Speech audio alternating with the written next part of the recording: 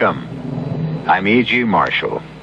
Once again, it's my pleasure to tantalize you with a mystery. And not a whodunit, but a, so to speak, why-done-it. Frankly, I much prefer the why to the whodunits, because they're just so darn difficult to solve, if you manage to solve them at all. For example, why... But no. Let Rose Corbin, our heroine, ask the question. But why, Hank? Why would anyone commit murder because of this coat?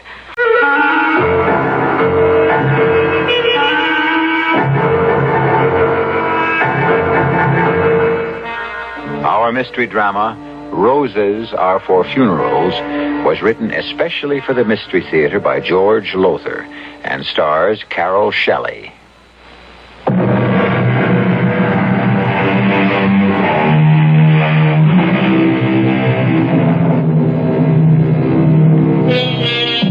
Well, now, I'm not going to make the mistake the famous mystery writer E. Phillips Oppenheim once made and bet that you can't solve this mystery. You know what happened to him. You don't? Well, he bet his readers a large sum of money that they couldn't solve the mystery. And many of them did. So, no bets. Tell you what I will do, though. I'll play fair, as always, and make sure you have all the clues I have. Every single one. I'll even tell you when you've got all the pieces you need to put the puzzle together. And nothing can be fairer than that, right? Okay, then. Let's start at Kennedy International Airport, in a passenger lounge where a very attractive young lady named Rose Corbin sits patiently waiting for her cousin, Hank North. Pardon, mademoiselle. Yes? Please, may I introduce myself?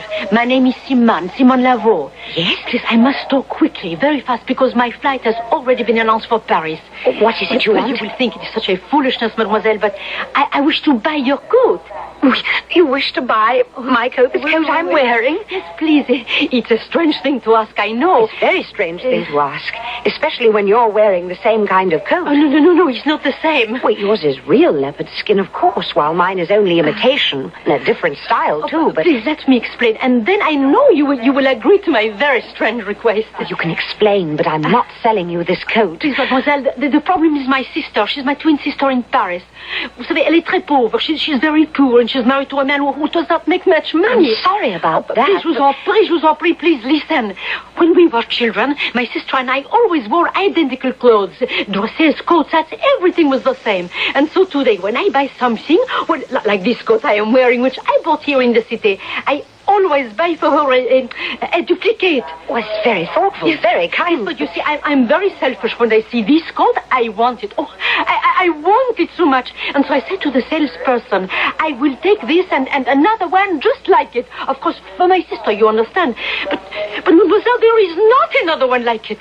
So please, quickly now, I have only a few minutes before my flight. And combien ça coûte, hein? How much did you pay for it? How much do you wish for it? I'm sorry, but I just don't want to sell my coat. $100, huh? After all, it's only imitation leopard. Look here, even if you offered me 200, 500, mademoiselle. No. Please try to understand. I must have it. $1,000, $1,000. For an imitation leopard Please, skin mademoiselle, my sister. Now, if you're so concerned over your sister having a coat like yours, buy her one when you get to Paris. It's too late, mademoiselle. She's meeting me at the airport, and she will say, where is my coat? And I shall have I'm sorry. I'm really very sorry, but... Please, here, $1,000, and I take the coat. Please, what are you doing? Take your hands off. Please, will you? Don't you look, you tall. You ripped the lapel.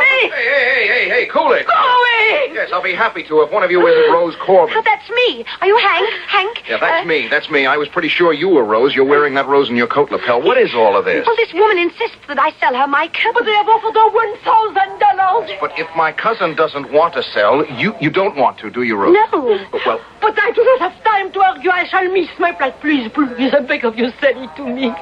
Look, I'd better find a cop. No, don't do that, please. Well, then you must be on your way. Please, the coat, I must have it. Okay, there's a cop over there. I'll just go and... No, please, I'm going. I'm going. Move. Oh, thank you, Hank. I'm so glad you came along when you did. She gave you a hard time, huh? Oh, she tried to tear the coat off me, even ripped my lapel. She put a kind of crimp in your rose, too. Broke the stem. might as well throw that away. Now it's served its purpose. Well, there's no need for that. Look, I think I can repin it. Oh, thank you. Let's see. Say, it's still pretty fresh. In fact, it's very fresh. After an 8-hour trip from London. I didn't get it in London. I got it here at the airport florist when I landed. When I told you I'd be wearing a rose so that you'd recognize me, well, I decided if the girl looked wilted, at least the rose didn't have to. Well, there you are. Good as new. Oh, thank you. Except for your torn lapel. Mother will take care of that. Okay. I've got your bag, so let's go. Fun city awaits you, Cousin Rose. Hank? She seems to be awaiting me, too. What? Oh, the French girl, see? She still hasn't gone through the flight gate. She's standing there looking at us as if she was still hoping to buy this coat. Ah, forget it. The world is full of nuts. Let's go.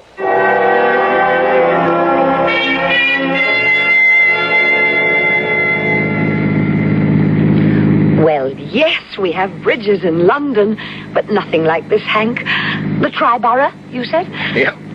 Look over there. How's that for your first sight of New York City? Oh, it's sensational. It's too bad you didn't arrive at night. That skyline all lit up. It's out of sight. I'm sure it is. Oh, Hank, I'm so grateful to you and Aunt Ruth, letting me stay with you on my first trip to the States. Letting you stay? They're happy to have you. In fact, now that I see you, I'm delighted to have you. And very glad we're cousins twice removed. Why? Well, it makes us kissing cousins. I hope you're right. About being second cousins, I mean. Personally, I can't figure it out. Maybe you, with that lawyer's braid of yours. Hey, what in... What is it? What's wrong? That car next to us. Hey, watch it. Hey, man, you're too darn close. Oh, good heavens, they certainly are. Crazy fools. What are you doing? Get over. We'll have an accident. We sure will if they do... Well, they got the idea. They're pulling ahead, thank heaven. Pulling ahead, but right in front of us. Now, what in... Hank, look out, they've stopped. Oh! Rose, are you okay? I don't know, Hey, here, what do you think you're doing? You, quick. Me? Yes, you. Give me that. Oh, never mind. I'll take it. Hey, take your hands off her. What kind of a nut are you? Let her alone. Coat, he's trying to take my coat. Get your hands off her, I said. All right. Hank, you've knocked him out. No, he's getting up. Come back here, you dirty creep. Hank, don't go after him. He could be armed. You could be hurt. He's getting back in his car. Get the license number. All right. Quick, Rose, the glove compartment, pad and a pencil. All right. Jot the number down. Quick. He's burning rubber to get away fast.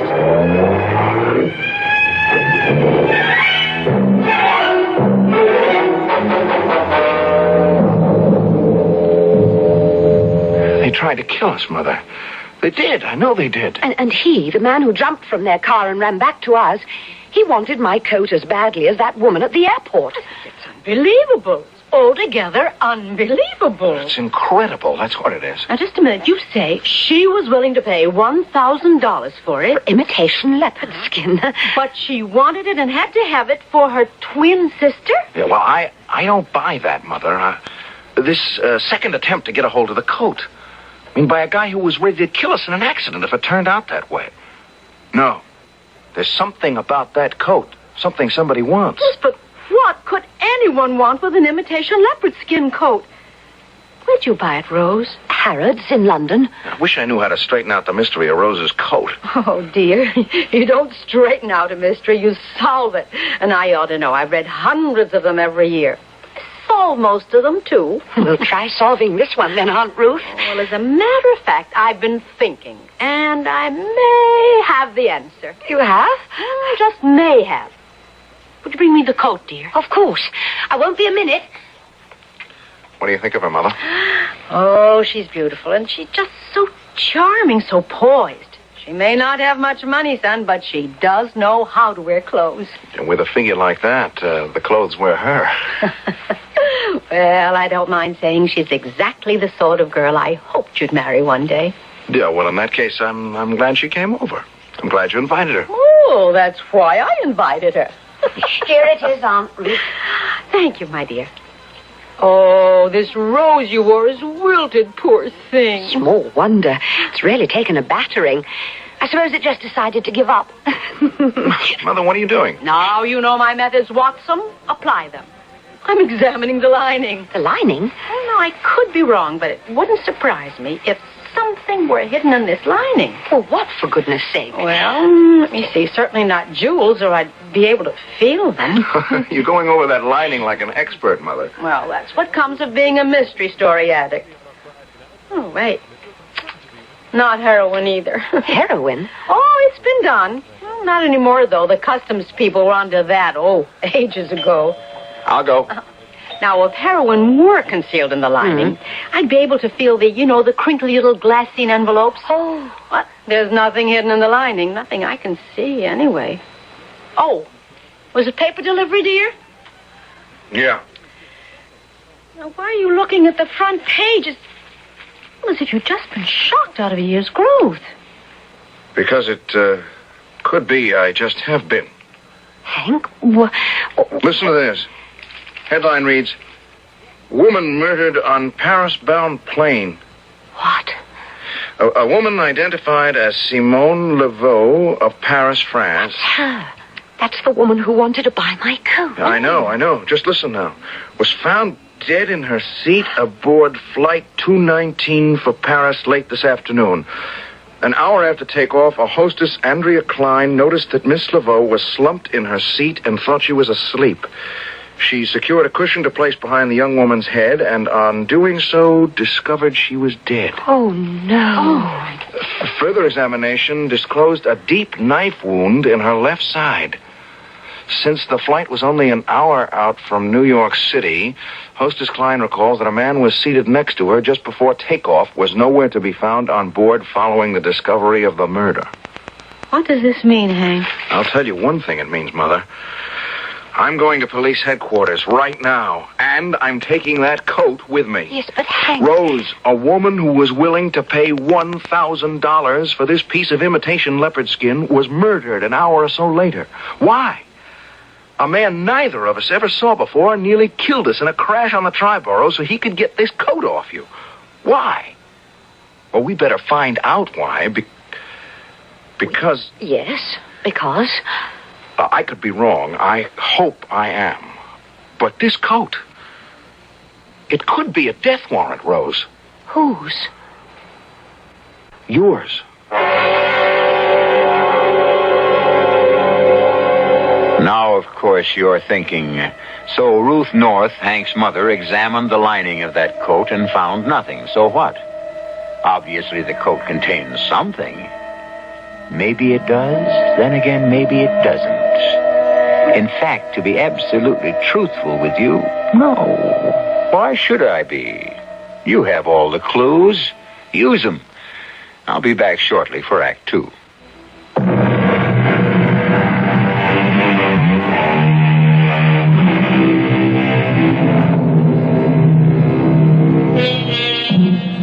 I'm sure most of you will recall the famous incident when Sherlock Holmes said to Dr. Watson, "Consider, Watson, the curious behavior of the dog."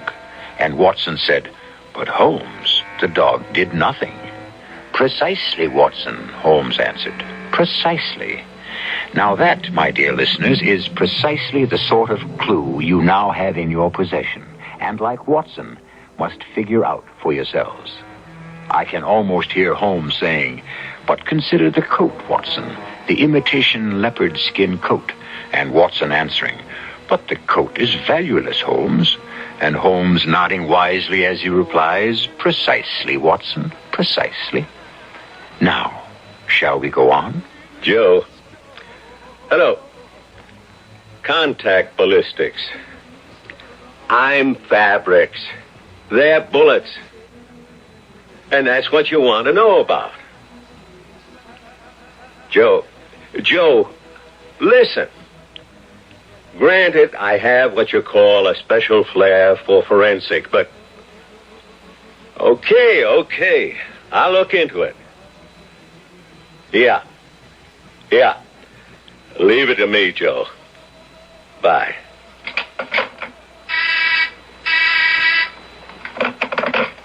Lieutenant Maxwell. Show him in. Come in, Mr. North, Miss Corbin. Thank you, Lieutenant. Sit down, please. Coffee?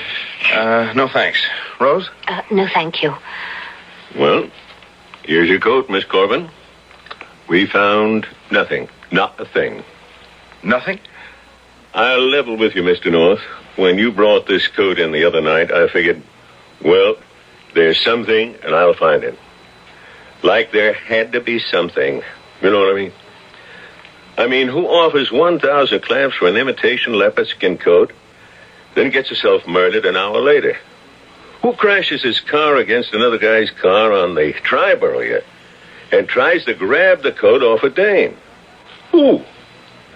Somebody that wants something in that coat. That's who. Yes, but you found nothing. I have personally put this coat through every test we know. Every inch of it has been examined under the microscope, the X-ray, the fluoroscope. We took the lining apart. Oh. And don't worry, we put it back together again better than before. It's beautiful. And, pull the blank. Well, I don't get it, Lieutenant. I mean, if it was just that woman willing to pay $1,000 for this coat, but a guy crashing his car into mine on the bridge, then trying to rip that coat off Rose, Miss Corbin. Lieutenant, there's got to be something about this coat. Well, I felt the same way myself, Mr. North, but there's nothing. No invisible markings, nothing hidden in the seams, nothing between the layers of the fabric and the collar. Nothing. So to be honest with you, I don't get it either. Excuse me, could I ask a question? Certainly. What about the woman, Simone Laveau? Have you found out why she was murdered? No, I checked a couple of times with homicide. Last time, 20 minutes ago. We got nothing here on her. Us, the FBI, the T-Boys. Right now we're checking the CIA and Interpol. They could maybe have something, but it'll take a little time. Well, thanks, Lieutenant. You'll let us know if anything turns up? You'd better believe it, Mr. North.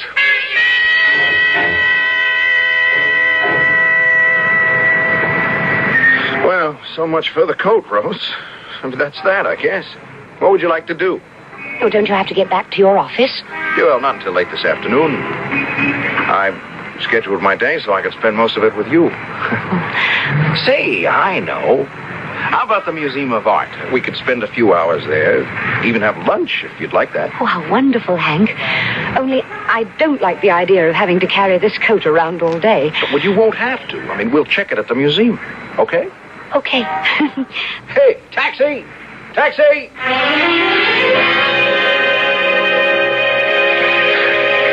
Enjoy your sandwich, Rose? Oh, yes, only I'm so full. You Americans make much bigger sandwiches than we do in Britain. The American way. Everything on a big scale. Ah. Well, you feel up to looking at some more paintings? Hank, would you mind? I really don't. 2 hours walking around those galleries upstairs. Oh, sure. You're tired. Look, I'll tell you what. I'll drop you off at home and then head downtown to my office. Are you sure you don't mind? Oh, to be honest, Rose, I do. I mean, I want to spend as much time with you as I can. You want to stop and look at the Greek and Roman sarcophaguses? Sarcophagi? Tombs? No, I've seen enough.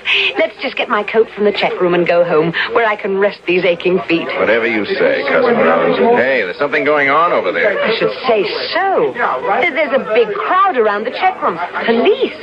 Hank, what do you suppose has happened? I don't know. We're going to have a rough time, though, getting through that crowd to reclaim your coat. Excuse me. Yeah. Do you know what's going on over there? There's been a murder, I think. A murder? Yeah, a robbery or a theft or whatever it's called. Anyway, somebody stole a coat. A coat? Yeah, that's what I heard. You don't happen to know what kind of coat? Yeah, I think they said a leopard skin coat, somebody said. Imitation leopard. Another cup, Rose? Oh, thank you. I'm getting to like coffee. Oh, or is that another way of saying you don't care for my tea? Oh, no. No. Tea or coffee, when you finish that, I think it'd be smart to stretch out for a while, have yourself a nap. I mean, you've had kind of a rough day. Tiring anyhow. Well, at least you're rid of that coat once and for all. Now, you don't have to worry about that anymore. But you don't, dear. I don't. I just don't know. I'm not so sure. What do you mean? I have sort of, I don't know, a feeling that what happened at the museum today isn't the end of all this. For me, I mean. Oh, now, it's nothing more than nerves, my dear. It's just nerves. Perhaps, but I don't think so. Maybe it's the mystery of the thing. Not knowing why someone wanted that coat badly enough to kill for it. Murder for it. Looks like we'll never know now. Well, look, it's over now, and we can forget it, as Mother says. And now, if you ladies will excuse me. Well, where are you going? To the office. Oh, but this late in the afternoon, it's after 4. And the brief I wanted to finish up at 3 is still waiting to be finished. Now, Hank, you work too hard. Couldn't it wait until tomorrow? Don't forget there's the theater Look, tonight. I'll be back at 6:30, the latest, so don't... I'll get it. Hello? That you, Mr. North? Yes. Lieutenant Maxwell? Yeah, I tried you at your office. They said I might find you at home. You gonna be there another hour or so? Well, if it's important... I think it is. I've got the answer. Anyhow, I think I've got the answer to our little mystery. I want to come over and check it out. Yeah, well, sure, but what is the answer? One thing, Mr. North, we got a report from the Paris branch of Interpol on the Simone Laveau woman. Yeah, what about her? She was a foreign agent, one of the higher-ups in a spy ring. A spy ring? Ring? Yeah, now, the way I figure it, she, Oh, wait just a minute. Yeah, what is it, Eddie? Lieutenant Maxwell says Simone Laveau was a foreign agent, part of a spy ring. Oh, good heavens. Hello? Hello, Mr. North. Yes, you, Lieutenant. Listen, something's just come up here. I gotta hang up. But I'll be at your place in, say, half an hour. Wait a minute. What's the answer to the mystery? I'll see you in half an hour. Lieutenant, don't leave us hanging like... Well, I'll be. Well, what was all that about, Hank? Well, Maxwell says he has the answer to the mystery, or he thinks he has. He'll be over here in half an hour to check it out. What is the answer? He didn't tell me. He got called away on something. He had to hang up. Well... Who are you calling? The office. That brief will have to wait until tomorrow now.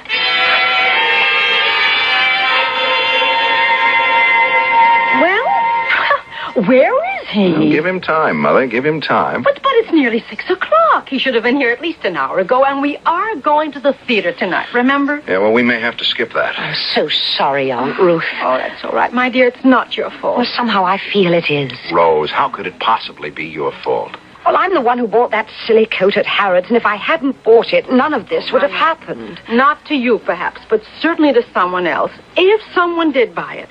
Now, for all we know, if you hadn't bought it, it could still be hanging on the rack in London. Yes, well, I wish it were. It isn't nerves, Aunt Ruth. It's knowing that because of that coat, 2 people were murdered. Hank and I came close to death in that car crash, and... well, it's just too much. Oh, I couldn't agree more. Uh-oh. Ah, this must be Lieutenant Maxwell. Okay, I'm coming. Lieutenant. You're... Lieutenant! An ambulance. Hank, what? Oh, my heavens, Hank, be quick. He's collapsing. I've got him. Mother, call an ambulance. An ambulance. Hank, is he hurt badly? My back, my knife. All right, let me get him onto the couch. Look, get his coat on. All right. And his shirt. No, too late. The name is North. Finished. Oh, that's what you think. That's right. Rose, the medicine cabinet in the bathroom. Yes. Bandages, iodine. Yes, all right. North. Listen, look, you better not talk.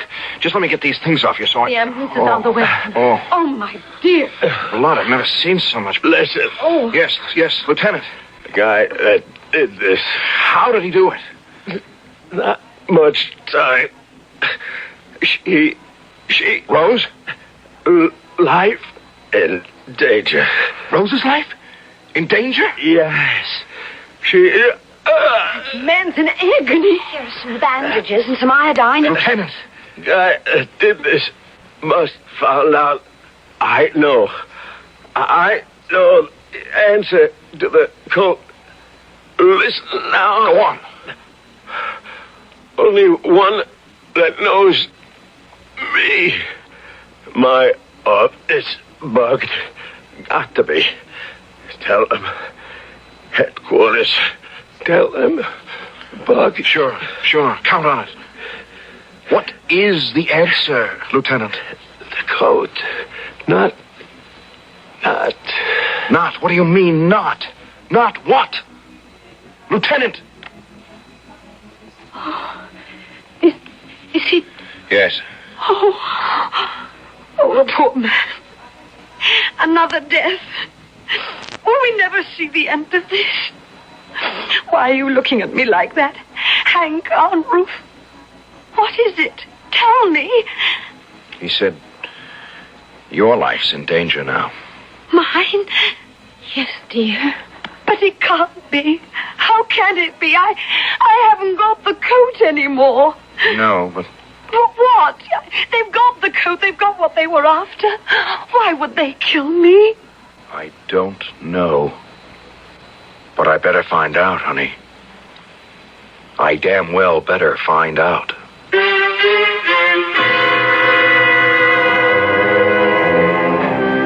He'd certainly better do just that, or Rose Corbin, the very attractive young woman Hank North has fallen in love with, may not live much longer. But how can he find out the answer to this baffling mystery? Where does one start? What does one do? Where would you start? What would you do? I'll be back shortly for Act 3.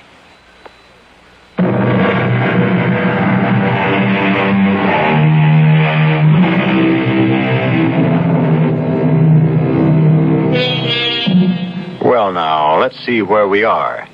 Rose Corbin arrived in the United States from London, England, wearing an imitation leopard skin coat. On her arrival, a woman named Simone Laveau tried to buy the coat, and when Rose refused to sell, tried to take it away from her. Later, Simone Laveau was murdered aboard the plane taking her to Paris. Since then, the coat seems to have triggered 2 more murders. That of a check room attendant at the Museum of Art, at which time the murderer made off with the coat, and, as we heard only minutes ago, that of Lieutenant Maxwell of the police. All right, Rose, let's go over it and over it. Hank, we've gone over it and over I it. know, but Maxwell said your life is in danger now, and Rose, if anything happened to you... Well, it isn't going to, not if I can help it. You bought the coat in Harrods the day before you took off to visit us here. Yes. And no one accosted you at Heathrow before you boarded the plane, or on the plane. Nobody even mentioned the coat. No one. But the minute you got off the plane at Kennedy International, this Simone Laveau... Well, not the minute I got off the plane. First, I went to the florist to buy the flower... The rose I said I'd wear so you'd recognize me. Yeah, but just after that... She came up to me and asked to buy the coat and got very upset when I said I wouldn't sell it. I practically began to tear it off me. I just don't get it. We know there was nothing hidden in the coat. No invisible message, nothing. But we do know that Simone Laveau was a foreign agent. Now, there's just got to be some connection between the coat and her being a foreign agent. There's got to be. Hank, dear, why don't we forget it till after we've had dinner? We're all so tired and upset. Yeah, you're right. Go and get ready, and we'll take off for Antonelli's, huh? I won't be long. All right. What? Who are you? What are you doing there? Rose, what is it? Hank? What's the matter? What? There's a man here in my room. He's just fled. He's gone out the window. It's too dark to see. He's probably down the fire escape by now. What was he doing? Well, see for yourself. Look at the mess he made of my dressing table. He was going through the drawers. Your jewel case. Well, there's junk jewelry, most of it. Oh, this is all we need right now. A sneak thief on top of everything else. Check your things. All See right. what he got away with, if anything. Look, I'll call the police.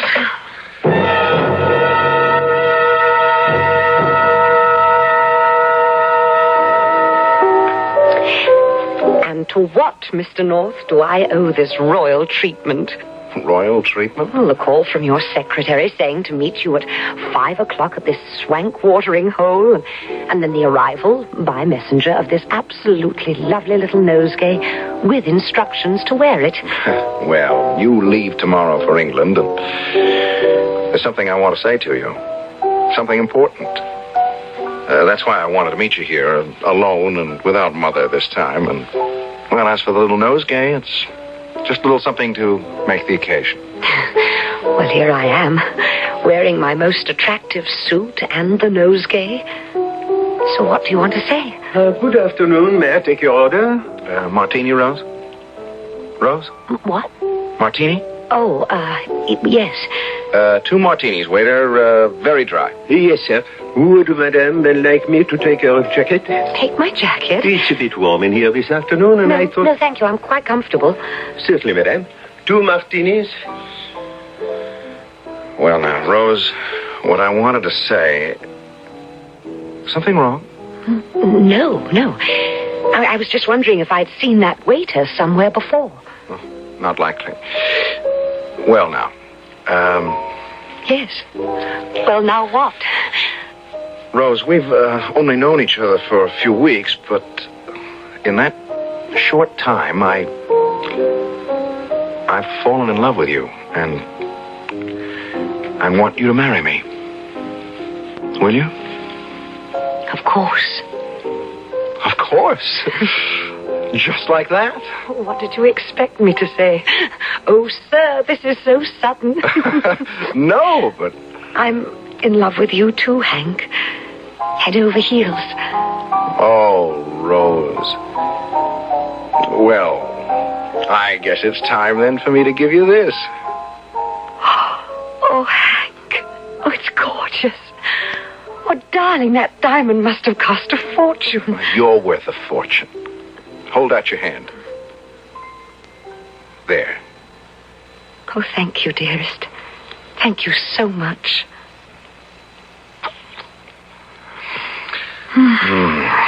Well, if that's only a sample, I've underrated you. You're worth a queen's ransom. Yeah, sir. 2 martinis. Ah, thank you. 1 for Madame.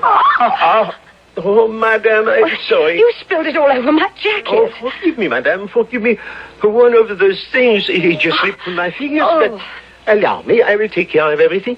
Let me have the jacket, Madame, and I will dry it in the kitchen. It's all right. I can wipe it with my napkin. No, Madame, it is my fault. You must allow me Please, will you take your hands off me? I said But I insist, All right, Madame. now, will you stop? I only wish... Well, the lady doesn't wish. Now, just forget it and bring another martini. Yes, sir. Very good, sir. Oh, I'm awfully sorry this happened, darling. Are you sure you...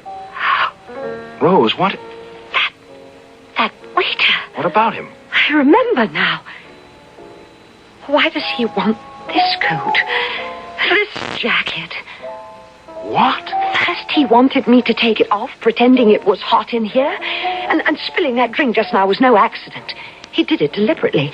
Rose, I don't understand. Hank, he is the man who caused that accident on our way from the airport. The man who tried to rip the leopard skin coat off me. Oh, Hank, what is this all about?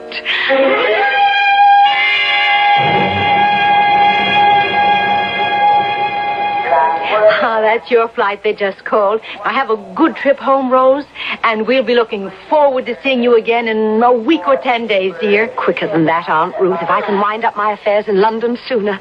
Oh, don't look so down in the mouth, darling. No, I don't like even letting you out of my sight, Rose, especially after last night. That waiter... It'll be all right, darling. Don't worry. Oh, and thank you for the rose. That's our flower, like, our song. You arrive wearing a rose, you depart wearing one. Goodbye, sweetheart. Dearest. Goodbye, Aunt Ruth. Not goodbye, Rose. Au revoir. Now, don't worry about the wedding now. I'll arrange everything. Oh, you're a dear. I'll see you in a week. 10 days at most. At most. Now, shall we go out and watch the takeoff, Hank? Son? Could that be it? Could it? Could what be what, Hank? What are you talking about?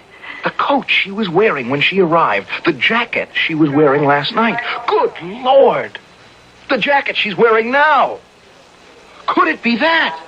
Hank, what in the world are you... I've been thinking. What did Lieutenant Maxwell mean when he said, just before he died, said, the coat, not. No, I know. It wasn't the coat at all. It wasn't the jacket. If I'm right, they are after... What? Hank, after what? The flower pinned to Rose's lapel, Mother. Not the coat, not the jacket. The flower.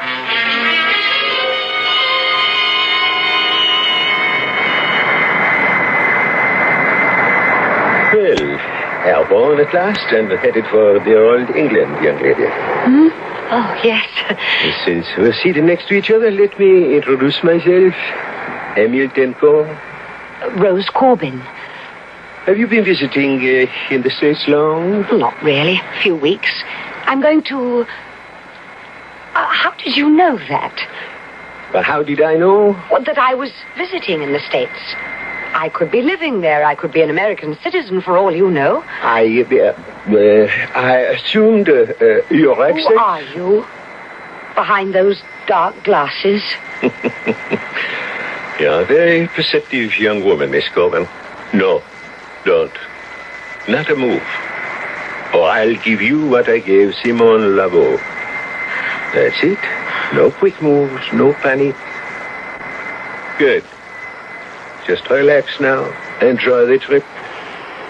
And we'll be at Heathrow Airport before you know it.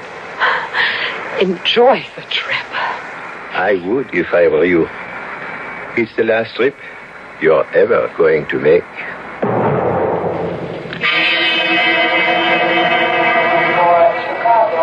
Thank you. Thank you very much. Well? We're to go to the operations office at once. He said he'd have a government agent there by then. Come on.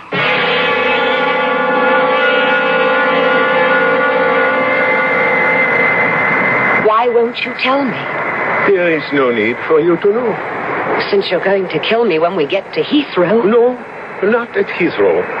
I'll take you to my place in London, in Soho. And really, I'm sorry about the need to kill you, but I must. Why? Why must you? Because you know my face, and in my business, that's a serious liability for the victim.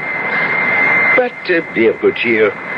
The more I look at you, the more I'm inclined to let you live for some little time. I don't understand. You're a very desirable woman, Miss Corbin. Very desirable.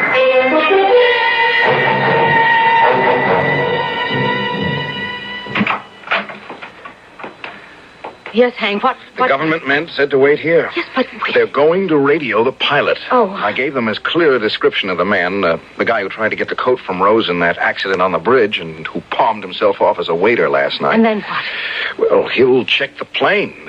You know, the way the captain comes through the plane now and then, chats with the passengers. Yes, and then... Well, he'll check to see if this guy's on the plane, and if he is... Yes, and if he is, what? We'll take it from there, he said. The government man. We'll take it from there.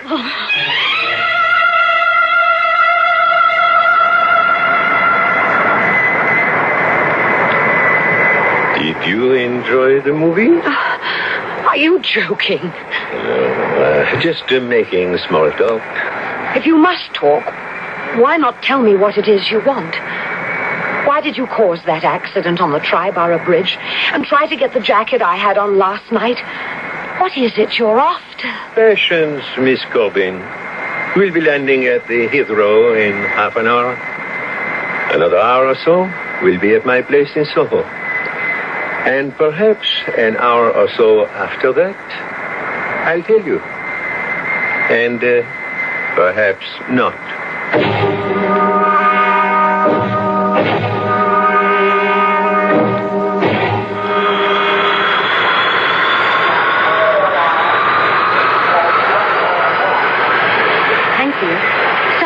Are you sure that... Mother, there are at least a dozen plainclothes police and government men down there disguised as airport attendants. The minute they disembark, there.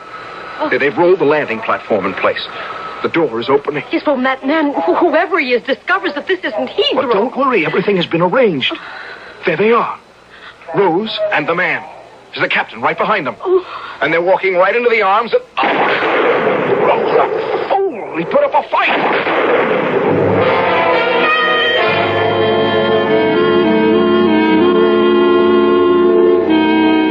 It was as simple as that, Rose. I mean, the captain turned the plane around and circled Kennedy International for a few hours, pretending you were flying to Heathrow. You fooled me, but not him. Halfway down the steps of the landing platform, he realized... And you foolishly tried to shoot things out. Oh, I know. I suppose I ought to feel sorry for him, but I just... It's understandable. Oh, it's all just unbelievable. When I think that because I said I'd wear a rose and bought one at the airport when I arrived... The attendant at the florist shop, an agent who'd been planted there, would never have mistaken you for Simone Laveau and pinned that rose to your lapel with, well, I guess you could call it the fatal pin. Now, I'm still not sure I've got this straight, dear. Now, let me see. She, on her way to Paris, was to go into the florist shop wearing a leopard skin coat and ask for a rose, right? Now, that was the agent's cue to use the, what you called the fatal pin. Exactly. See, Emil Tenko knew he was under surveillance, and so he had a problem. I mean, how to get that top secret information out of the country. So he had it engraved on the head of a pin. You know, Aunt Ruth, the way they engraved the Lord's Prayer on a pinhead. The trouble began when the agent thought that I was Simone Laveau on her way to Paris, wearing an almost identical leopard skin coat to mine. And naturally, when Rose threw the rose away after it wilted, she kept the pin and used it again last night to pin on the nosegay I gave her. Well, it's all over, and thank heaven it is. Rose, how about some dinner? I'm starving. But before we go, I am going to change out of this suit into a dress. Oh, and Hank, dear... Yes, sweetheart. No flowers, please. Not for a long, long time. No flowers, please.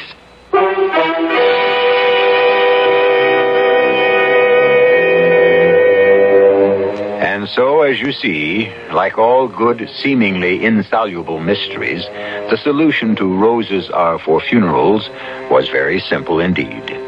In fact, I even gave you a clue in the title. What could be fairer than that? I'll be back shortly.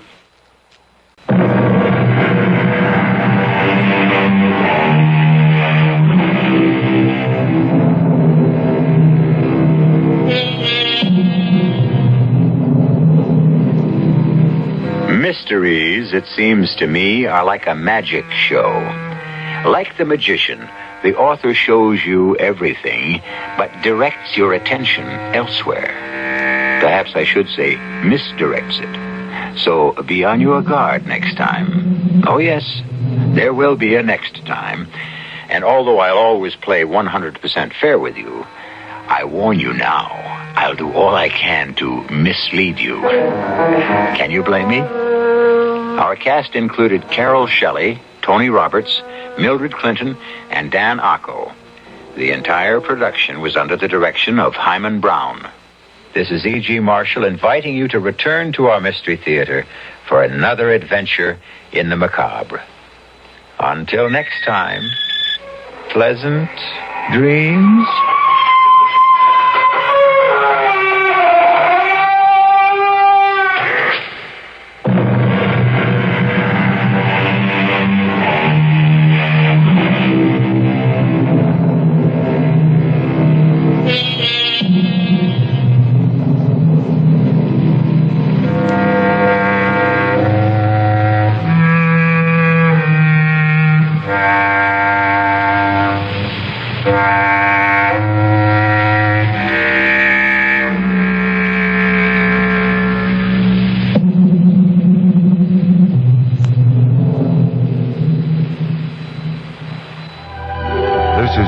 Friendly music station, KIXI, dial 91 AM, Seattle. CBS News. Rescue workers near Saigon have resumed their search for more bodies of Vietnamese orphans killed when a giant U.S. Air Force plane crashed while trying to airlift them to the United States. This is Doug Poling reporting on the CBS radio network. At least 178 persons died when the C-5A plane crashed shortly after takeoff from Saigon, and it's feared the death toll could go to 200. There were 319 persons aboard the plane. Military sources in Washington say there is a possibility of sabotage, but a U.S. Embassy spokesman in Saigon says everything points to mechanical failure. The American effort to take orphan refugees out of war-torn South Vietnam will continue. A Pentagon spokesman said late Friday night that 4 Air Force C-141 Starlifters will arrive in Saigon sometime Saturday morning to pick up a total of 406 orphans and escorts. In a speech in San Francisco Friday night, President Ford vowed to continue the mercy flights of refugees from Vietnam. I can assure you that we are taking all possible humanitarian measures to relieve the innocent civilian refugees in South Vietnam. We are also providing for the safety of all Americans in the battle zone. The president spoke to a civic group in San Francisco. More news in a moment. See if you can identify these sounds. Squeaky door. Lion growling. A motor scooter.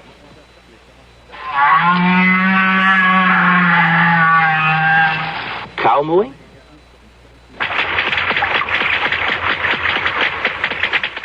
Spanish dancer. If you agreed with these guesses, you've been fooled, because each sound was made by a whale. That's right, a great big blubbery old whale just buzzing and clicking and grunting away deep down in the ocean. The National Audubon Society has joined a world effort to save these amazing animals from extinction. We need your help. To find out what you can do, write National Audubon Society, 953rd Avenue, New York, New York, 10022. With the communists threatening the entire country, South Vietnamese President Nguyen Van Thu has announced formation of a new government, which he terms a war government. Thu also said if the United States does not continue military aid to South Vietnam, Americans will earn the label of traitors. Senator Adlai Stevenson, Democrat of Illinois, says he is against any more aid to the South Vietnamese government. Continued support for the Thu regime is the one certain means of assuring a communist military takeover in South Vietnam. That regime could not win the war with 500,000 American troops. It has not lacked arms and the equipment. The level of supply from the United States in the last year has exceeded by a ratio of almost 2 to 1 the level of support from the Russians and from the communist Chinese for its adversaries. Senator Adlai Stevenson. Walt Rostow, an advisor to the late President Lyndon Johnson, says the United States should consider an invasion of North Vietnam and occupying part of that country with U.S. Marines. Rostow says that could force the communists to honor the 1973 Paris Peace Agreement. The military situation continues to deteriorate in Cambodia. Government units have now abandoned positions east and north of the capital, Phnom Penh. Heavy fighting is reported along the southern perimeter, Phnom Penh, and Army troops from outlying areas are being called in to help defend the capital. 2 more plane loads of U.S. Embassy personnel were flown out of Phnom Penh Friday. AFL-CIO President George Meany says the unemployment situation is even worse than the figures indicate. Meany says there are about 1 million people who've dropped out of the workforce because of discouragement after going without jobs for a long time. Friday, the government reported another 500,000 people were out of work in March, with the jobless rate totaling 8.7%. It's the highest unemployment in 34 years. President Ford says he'll ask Congress to extend unemployment benefits for another 13 weeks. This would give most workers eligible for jobless benefits a maximum of 65 weeks of payments. Now this.